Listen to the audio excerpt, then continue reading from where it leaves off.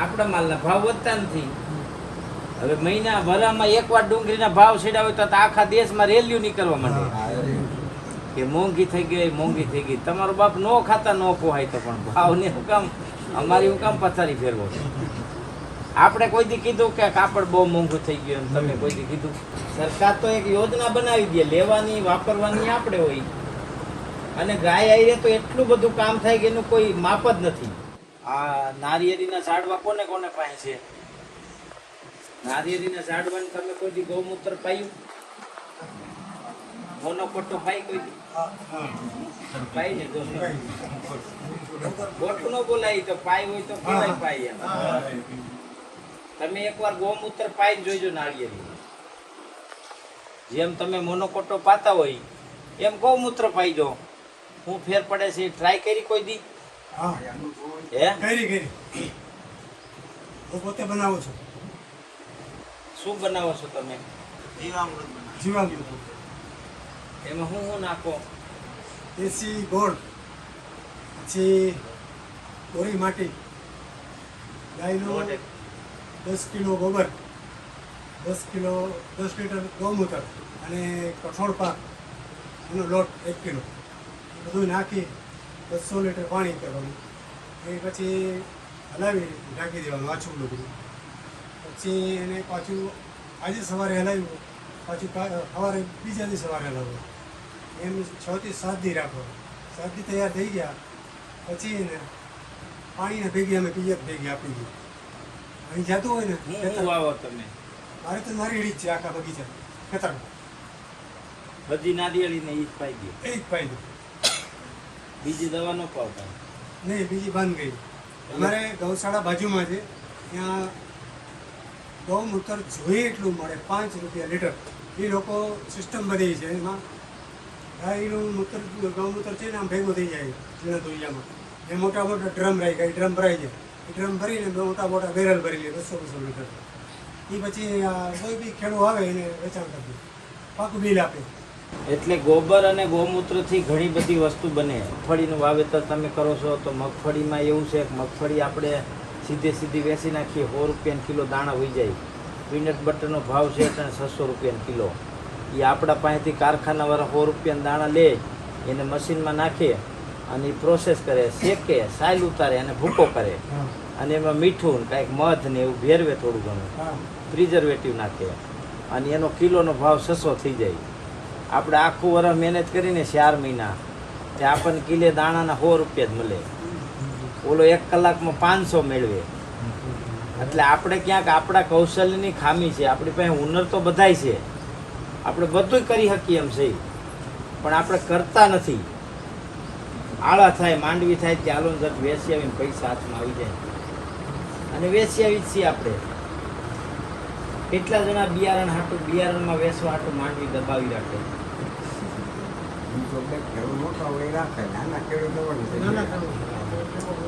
પણ એ 50,000 ની માંડવી વેચીને એના 5 લાખ થાય એની પ્રોસેસ કરીને તો. પણ એ આપણે કરવું નથી. એટલે આવું નાનું ઘણું બધું કામ થાય ગાય સાથે.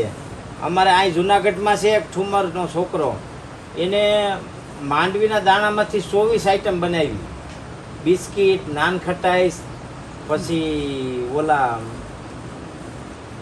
ચોકલેટ, અલગ અલગ ફ્લેવરની પીનટ બટર. એ અહીં સેમ્પલ દઈ ગયો હતો. એવી એક મેટોડા પાસે છે પડધરી લોધિકાના એક ભાઈ છે ભાવેશભાઈ, એને માંડવીના દાણામાંથી ખાખરા કંઈક પ્રોટીન પાવડર ને કેટલું અલગ અલગ જાતનું બનાવી દીધું. હવે એ મહિને હજી તો એને 2 વર્ષ થયા ચાલુ કર્યું, 1.5-2 લાખનું મહિને વેચાય છે એમ કહેતા. તો એવી રીતે અલગ અલગ વસ્તુ ઘણી બધી બની શકે. નારિયેળના પાણી, હવે તો અમે પ્લેનમાં બેઠા હોય તો ન્યાય પૂછવા આવે નારિયેળનું પાણી પીવું છે, તો હવે તો પ્લેનમાંય નારિયેળનું પાણી વેચાય. ઓલું નારિયેળના પાણીને કાઢીને એમાં થોડુંક પ્રિઝર્વેટિવ નાખી અને ટેટ્રાપેકમાં પેક કરી દઈએ એટલે નારિયેળનું પાણી વેચાવા માંડ્યું. હવે તો નારિયેળની ચોકલેટો બધે વેચાય છે, પણ એ બીજા બધાય કરે, આપણે નહીં કરવાનું.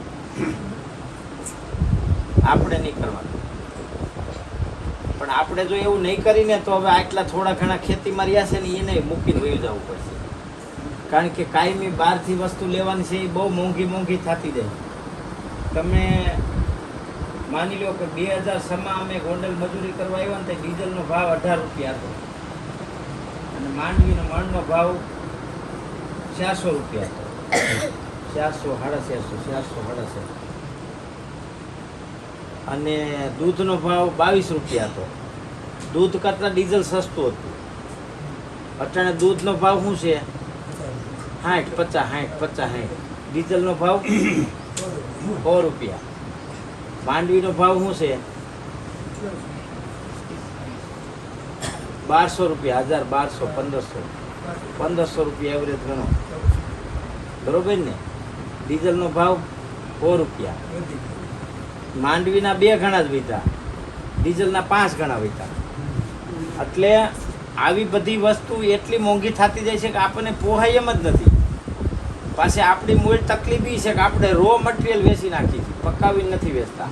અમારે એક બાવડીમાં ભાઈ છે યોગેશભાઈ પંડ્યા, એ લગભગ 60 જાતના પાવડર બનાવે. દેશી બાવરના પીનો પાવડર, સીસમના પાનનો પાવડર, પારિજાતના પાનનો પાવડર, મીઠા લીમડાના પાનનો પાવડર, કડવા લીમડાના પાનનો પાવડર, કારેલાનો પાવડર, ઘીવડાનો પાવડર, દૂધીનો પાવડર, ગાજરનો પાવડર, બીટનો પાવડર, જુવારા વાવે તો જુવારાનો પાવડર, જવના જુવારા, ઘઉંના જુવારા, શેણાના જુવારા, મેથીના જુવારા, બધાય જુવારાનો પાવડર. આવા છે ને એને 60 જાતના પાવડર બનાવી દીધા. મહિને 4-5 લાખના પાવડર વેચે. દિવાળી પછી વાડીએ પીવાનું પાણી પણ હોય. તો આવું આપણે કરવું જ પડશે. આની ખેડૂત એક જ મફત દે. તમને કોઈ મફત ચોકલેટ કે આઈસ્ક્રીમ દીધા કોઈ દુકાન ક્યાં? હે, આપણી વાડીએ ગમે એ આવે ખોબો માંડવી ખાઈ જાય. કાં કોક આવે તો આપણે ફટ એક નારિયેળ તોડીને ખાઈ દે. લ્યો મહેમાનને નારિયેળ પીવું છે ને. આપણને કોઈએ કીધું કે આજ તું મારી હોટલમાં ખાઈ લેજે ને, મહેમાન આવ્યા તો ખાવાનું નથી. હે, તરત બિલ પકડાયું સાફ થતો.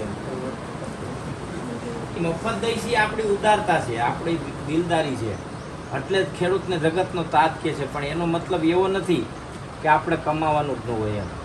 આપણે ડગલે ને પગલે પૈસાની જરૂર પડે ને ડગલે ને પગલે પૈસા કમાવા જોઈએ ને. આપણી પાસે એટલી સંપત્તિ છે, એટલું કૌશલ્ય છે, એટલી જાણકારી છે. ખેડૂત જાણતો હોય એટલું કોઈ શહેરમાં રહેવાવાળો જાણતો હોય તો કયો? હે, ઈવડા એન્જિનિયરો 1 લાખનો ખર્ચો કરીને પાણી પુગાડે ને આપણે ખાલી 3000માં પુગાડી દઈ કે ન પુગાડી દઈ દાદા? હે, બુસ્કોટની બાહું ફાડીને બાંધી દઈ પણ સવાર સુધી મોટર બંધ ન રહેવા દે. આ કોઠાબૂજ છે ખેડૂતની. પણ એનો આપણે પૈસા કમાવામાં કોઈ દી ઉપયોગ કરતા નથી. અને હવે જો એવું નહીં કરી તો લાંબી ભક્તિ હાલવાની નથી. કારણ કે બીજું બધું ડબલ ને 3 ગણું 4 ગણું મોંઘું થતું જાય. આપણા માલના ભાવ વધતા નથી. હવે વરામાં એકવાર ડુંગળીના ભાવ છેડા હોય તો આખા દેશમાં રેલીઓ નીકળવા માંડે કે મોંઘી થઈ ગઈ. તમારો બાપ નો ખાતા ન પોહાય તો પણ ભાવને હું કામ અમારી પથારી ફેરવો છે? આપણે કોઈ દી કીધું કે કાપડ બહુ મોંઘું થઈ ગયું? તમે કોઈ દી કીધું કે રિહાઈન વહી આવ્યા કોઈની દુકાનેથી કે કાપડનો હરગાવતો વિડીયો મૂક્યો કે આ મોંઘવારી છે, મોંઘું થઈ ગયું કાપડ, અમે કાપડની હોળી કરી હતી? આ તો મારા દીકરા ડુંગળી હરગાવે રોડમાં. આપણા માલની પોઝિશન કાયમી આવી જ રહેવાની છે. આજની ને આજ વર્ષોથી આવી છે. હવે આપણે આમાંથી વેપારી બનવું જ પડશે. એના સિવાય બીજો કોઈ આપણી પાસે રસ્તો જ નથી. એટલે તમે વિચારો, ખેડૂતોને વેપારી બનાવવા માટે ભારત સરકારની કેટલી સ્કીમો છે. તમને મોર્ગેજ લોનમાં ગીરવે મૂક્યા વગર 50 લાખની લોન આપે. તેલનો ઘાણો કરવો હોય, બિસ્કિટની ફેક્ટરી કરવી હોય, લોટની ઘંટી મૂકવી હોય, કોઈ પણ પ્રકારની બેંક ગેરંટી આપ્યા વગર 50 લાખની લોન આપે. અને એમાં પાછી 35% સબસિડી. તમે વિચાર તો કરો. તોય આપણે કાંઈ કરવું નથી. તો હવે નરેન્દ્રભાઈ આવીને આપણી ઘીરે ફેક્ટરી લગાડી દે થાય. હે, સરકાર તો એક યોજના બનાવી દે, લેવાની વાપરવાની આપણે હોય. અને ગાય આવીએ તો એટલું બધું કામ થાય કે એનું કોઈ માપ જ નથી. પછી ગાય વિહાય તો ખીરું તપેલામાં બાફી નાખી એક આયરે, બાફીને પછી બારું કાઢીને ખમણી નાખી હાડલો પાથરીને હાડલામાં. એ હુકાઈ જાય એટલે 600 રૂપિયાનો 25 ગ્રામ પાવડર. એ કેટલાનું ખીરું થાય? ગાય વિહાઈને તે 50,000નો માલ દે ખાલી એક જ વાર. એટલે આ આપણે મગજ દોડાવવું પડે હા. મગજ દોડાવ્યા વિના કાંઈ થાય નહીં નહીં